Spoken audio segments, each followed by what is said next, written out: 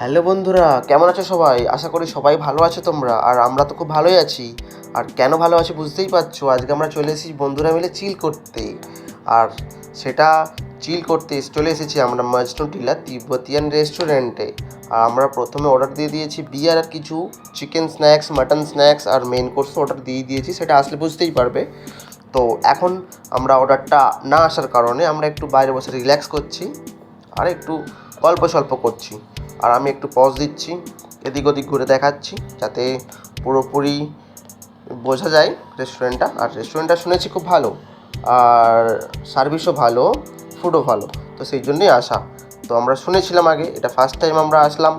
তো যতক্ষণ না আমরা খাবো, আমাদের টেবিলে যতক্ষণ না খাবারটা আসবে, সার্ভিসটা দেখবো, ততক্ষণ বুঝতে পারবো না আমরা কতটা সুন্দর সার্ভিস, কতটা সুন্দর ফুড।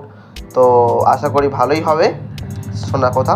তো দেখো, এখন বাইরেটা দেখিয়ে নিচ্ছি, কারণ পাশেই যমুনা নদী।